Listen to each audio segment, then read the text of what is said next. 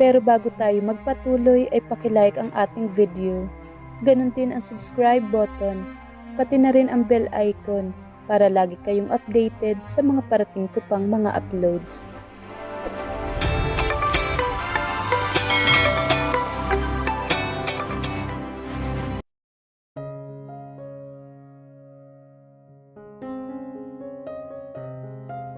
Michael ang first crush ni Nika. Si Michael din ang first love niya at natitiyak niyang si Michael pa rin ang huli niyang mamahalin. They were childhood sweethearts hanggang sa dumating sa buhay nila si Anna. Nahati ng atensyon ni Michael. Isang araw, nagulat na lang si Nika. Mag-on na sina Michael at Anna. Pinili niya ang lumayo upang makalimot. Subalit, akalain ba niya mabibigyan siya ng pagkakataong mapa sa kanya si Michael nang hindi matuloy ang kasal nito at ni Anna? Paano? Pipikutin niya si Michael kasabwat ang ina ng binata. But would Michael forgive her? Magiging masaya ba silang dalawa? Yan ang inyong abangan sa kwentong ibabahagi ko sa inyo. Marami ng tao sa ibaba, iha. Si Karen ang sumungaw sa pinto ng silid ng anak. Hindi ka pa ba lalabas? Dumating na bang Tita Senny, Tito Arnel, Mami? Excited diyang tanong at tumayo mula sa dresser tool. At si Michael? Tuluyang pumasok sa silid si Karen at nangiti. Bakit ka naman naiinip? Kayong 4 na blok lang ang layo ng bahay natin sa kanila, iha. Kung gusto mo makatiyak, bakit hindi mo tawagan? Nilapitan ni Karen si Nika na humarap sa salamin.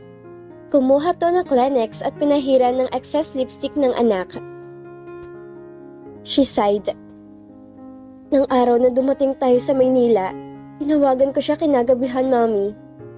Ani Nika na naggalambong ang mga mata. Ang sabi ni Tita Senny ay tulog si Michael. May palagay ako nagdadahilan lang siya. I tried again the next day. Nasa CIC na si Tita Senny at nasa meal na rin si Tito Arnel. Ang sabi naman ng maid, hindi sinasagot ni Michael ang intercom sa silid nito. Well, there must be some reason why you haven't had a chance to talk to him. Malalaman natin yun pagdating ng mga evangelista. Tayo nang bumaba, iha, at nakakahiya sa mga bisita. Pumakbang si Karen patungo sa pintuan. I'll be down in a minute, Mom. Huwag ka magtagal, iha, ha? At kahit ang daddy may pinasusundo ka na sa akin. Lumabas na ito ng tuluyan. Si Nika ay naupong muli sa stool at binigyan ng panghuling hagod ang sarili. She was so excited to see Michael again after 4 years. Gayong kung tutuusin, ay hindi naman dapat dahil may nobya na to at kakasal na. Still, hindi pa rin niya may alis na umasam na sana'y dumating ito. She had missed him so much. Sa 4 na taon niya sa Australia, ay hindi nakalimot magpadala ng card si Michael sa kanya. Bagaman nadidismaya siyang mumunting message lamang ang nakalagay roon, ay naggagalak na rin siyang hindi siya nakakalimutan ng kababata sa lahat ng mga okasyon sa buhay niya.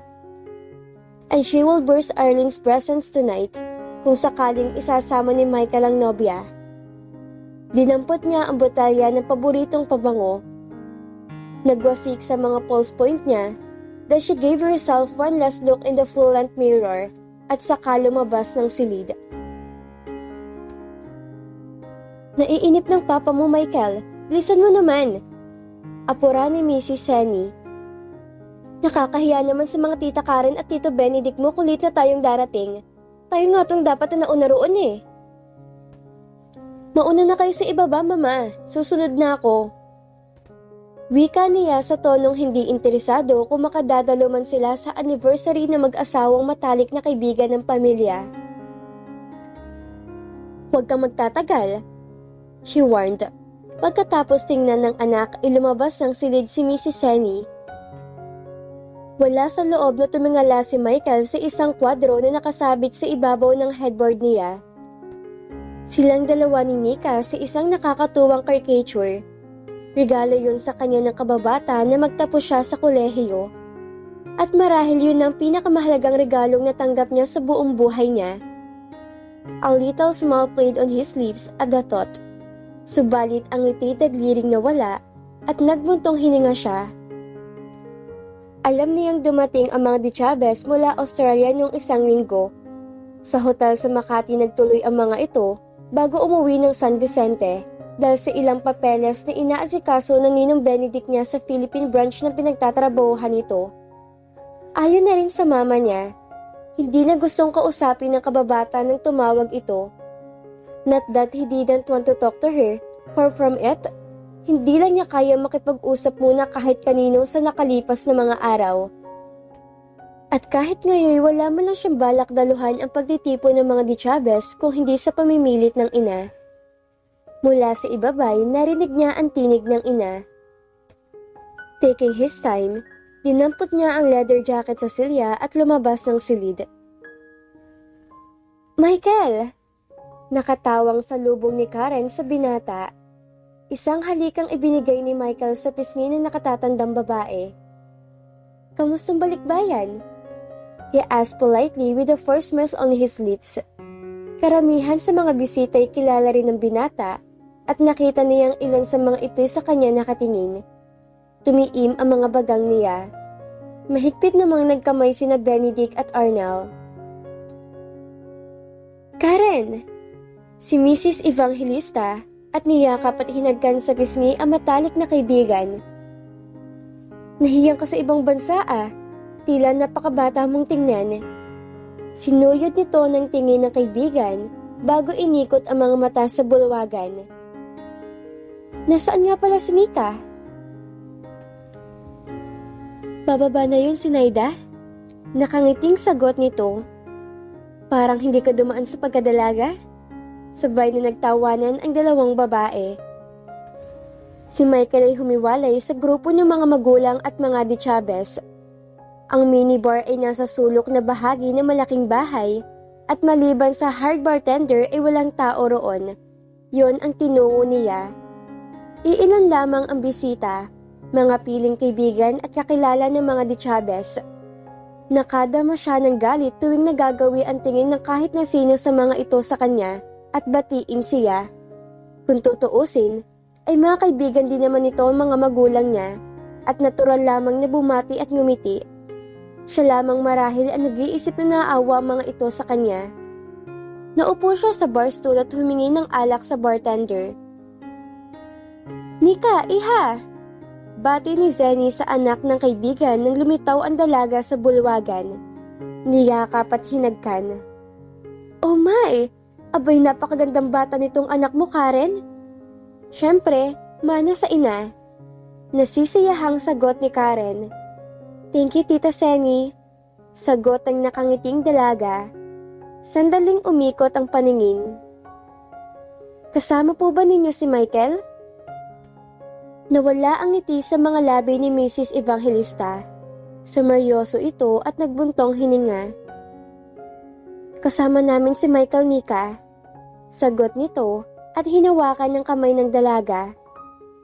Bago makamustahin ang kaibigan mo, mag-usap muna tayo, iha? Nilingon nito si Karen. You can use the guest room. Nakita ni Nika si Michael sa may dulo ng veranda sa likod. Suot ang jacket nito'y nakasandal ang binata sa poste at nakatingin sa karagatan na tila ba binibilang nito ang mga alon na humahampas. Sa kanang kamay nito ay ang kupita ng alak. Nika shivered. Kung dahil sa lamig ng gabi o dahil kinakabahan siya sa muli nilang pagkikita ng kababata.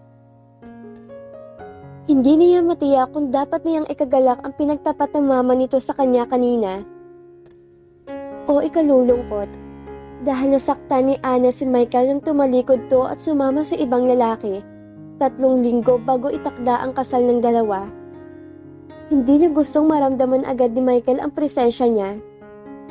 She almost tiptoed as she approached him. Pagkatapos ay huminto, may ilang hakbang mula rito at tinitigan ang binatang halos nakatalikod na. Nika almost didn't recognize him. He was taller and bigger. Gusto niyang isiping inihahatid ng hangin sa kanyang anumang nararamdaman ni Michael sa sandaling iyon. and she would have wanted to spend a few more time watching his profile. Nang maramdaman nito ang presensya niya, lumingon ang binata. Michael's eyes met hers. Bahagyang nagsalubong ang mga kilay. Nika was speechless for a moment. Her heart pounded violently habang nakatitig sa binata na ang mga matay kababa na aga ng sorpresa habang humahagod sa kabuuan niya. Nika? The also familiar deep and masculine voice broke the silence. She smiled. Puno ang dibdib niya na matinding kaba at kasabikan. The one and only. Sinamahan niya yon ng maikling kirsty. May kung ilang sandaling tumaas baba ang tingin ni Michael sa kanya bago itong nagsalitang muli. You're different. Umangat ang kilay ng dalaga. Ang ngiti naka-plaster niya sa mga labi. Ito pa rin ang dating Michael na nakatangi sa puso niya. 4 years older but handsomer. At mamang-mama ng hitsura. Subalit wala ang kislap sa mga matang inaasahan niyang makita. At kung ilang araw na ang whiskers nito, hindi niya matiyak. Sa paanyong paraan? Come on, tell me. I'm dying to hear it. She joked.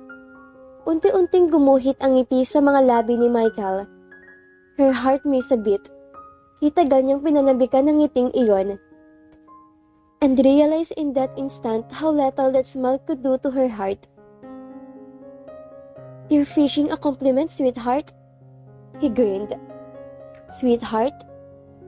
Inilapag ni Michael ang gold bat sa ibabaw ng barandilya at kasabay ng paghakbang nito patungo sa kanya ay humakbang din si Nika patungo rito. Then she almost ran and threw herself into his open arms. Umalingaw-ngaw sa dilimang halakhak nilang pareho. Lumuwag ang pagkakayakap sa kanya ni Michael makalipas ang ilang sandali. Inilayo ng bahagya mula sa katawan nito. Then his eyes moved up and up again as he surveyed her. Pagkuway umangat ang kamay nito at hinawakan siya sa babat itinaas ang mukha niya. Nasaan ang kawayang chinang dalagita na nagpaalam sa akin 4 years ago? He said huskily. She threw her head back and laughed. That kawayang chinita happened to grow up. Beautifully. Michael supplied. Inabot ang dalaga at muling niyakap ng buong higpit. Oh, I miss you so much, sweetheart. Me too, Michael. Me too. Gumanti siya ng yakap. Kasing higpit ng yakap ni Michael sa kanya. Isinubsob ang muka sa dibdib ng binata. Sinikap pigilin ang pag-alpas ng mga luha. Ilang sandali ang nakalipas bago kumawala si Nika mula sa mga bisig nito. Tumingala rito. I'm sorry. Aniya. Instantly, the smile was gone. For what? He asked sharply. Sandaling natigilan si Nika sa biglang pagdilim ng mukha nito. Sa nangyari sa inyo ni Ana? Naningkit ang mga mata ni Michael. Tumiim ang mga bagang. At naikwento na agad sa'yo ni Mamang tungkol sa pagtalikod ni Ana sa aming kasal? He said acidly. What else did my mother tell you? Nothing more. Kinakabahang sagot niya. Hindi niya inaasahang magagalit to sa pagkakabanggit niya sa nangyari sa kanila ni Ana. Really? He sneered. And you are sorry for me? Well, I don't need your pity, sweetheart. Sinabi nito ang endearment sa patuyang paraan. Kaya kung sinabi man sa'yo ni Mama na kausapin mo ko, aliwin upang makalimutan kong kahiyang ibinigay sa akin ni Arlene, then forget it. Michael, please. Walang ibig sabihin ng Tita Senny.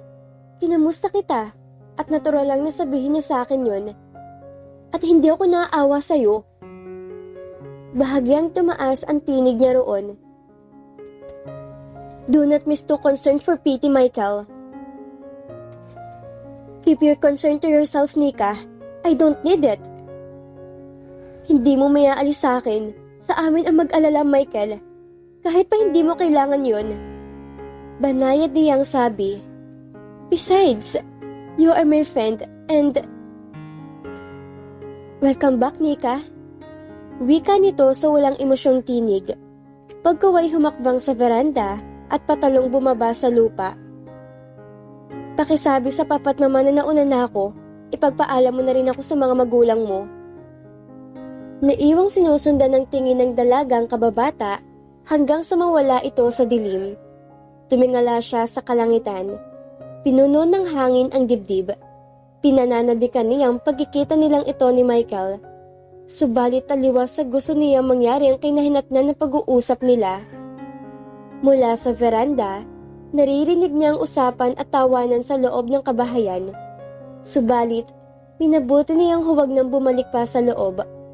Lumapit siya sa barandilya at tinanaw ang dagat. Inaaninag mula sa kislap ng tubig ang nakaraan. Nahinto sa pag-iitsa ng Holland si Nika nang sa sulok ng mga matay matanaw ang parating na si Ana. Ayan na si Tisay, Nika. Napasipol ang batang lalaking kalaro ni Nika pagkakita kay Ana. Parang laban mo sa kaputian, ah? Hello, pasali naman? Nakangising bati ng 12 anyos sa si Ana kay Nika. Nasa tabing dagat sila. Binulungan ng batang lalaki si Nika. Sasali daw. Isali natin? Subalit umingo si Nika at malakas na siniko sa sikmura ang batang lalaki na napaoklo. Alam niyang hindi naman totoong sasali si Ana. Nag-iinis lang to. Ana was 12.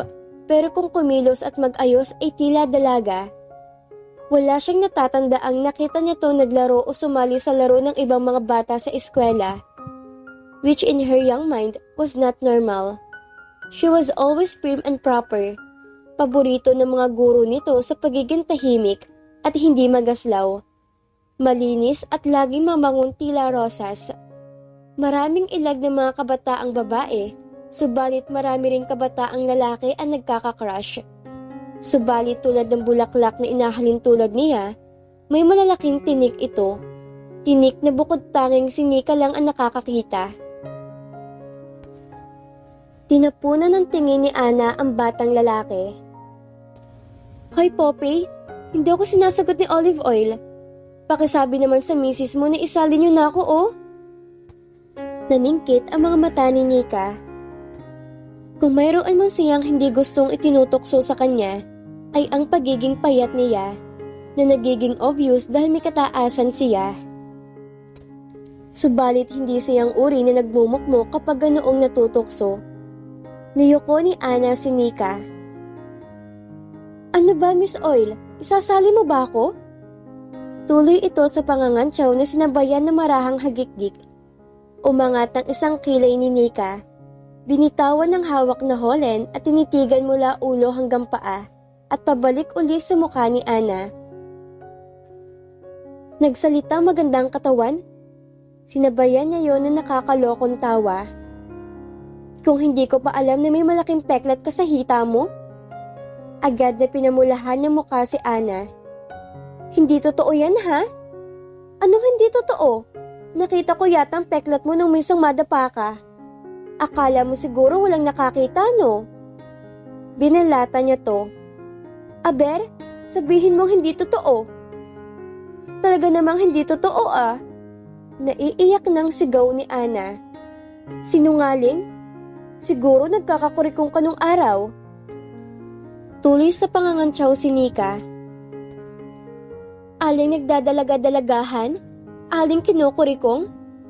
Nilagyan niya ng tono ang pambubuska at sinamahan pa ng pagsasayaw. Sapat na upang tuluyang umiyak si Ana. Tuwang-tuwa siyang makitang napipikon at umiiyak ito. Lalo at ito naman ang nagpasimula ng pambubuska. Grade 6 ito at grade 5 siya at matanda sa kanya to ng 2 taon. Ang sabi ni Aling Perla, ang ina nito, na hinturaw ng 1 taon si Ana na magkasakit to noong grade 2. Pero dahil mataas si Nika, ay tila siya ang mas nakatatanda at sa tono lang ay cute si Ana sa pagiging mestiza nito. Mamula-mula ang pisngi, idagdag pa ang mapusyaw na kulay ng buhok. Walang-wala si Nika kung itatabi kay Ana. Payat at mataas siya sa edad na 10 taon. Tila siya kawayang China. Bukod pa roon, morena siya na kung natatabi kay Ana ay nagbumukha siyang baluga. Ang buhok niyang itim na itim at tuwid ay tila lalo pa yatang nagpapayat sa kanyang tingnan. Tulad ngayon, si Ana ay tila Barbie doll sa dilaw na damit at ang buhok ay maayos ang pagkaka-ponytail at may ribbon pa. Dilaw rin ang kulay ng suot na degomang tsinelas na ordinaryo kung tutuusin kapag ibang bata ang may suot. Subalit dahil maganda, maputi at magkakakulay ang suot, inamumukod tangi si Ana. Tila anak mayaman, gayon kung tutuusin, ay guro lang sa pampublikong paaralan ng ama nito at plain housewife naman ng ina. Samantalang siya'y nakapuruntong na maluwag na nakamisetang puti na bagaman mamahalin dahil nakalarawan doon ng isa sa mga kilalang cartoon characters ay marungis na dahil sa kakalaro ng Holland sa lupa.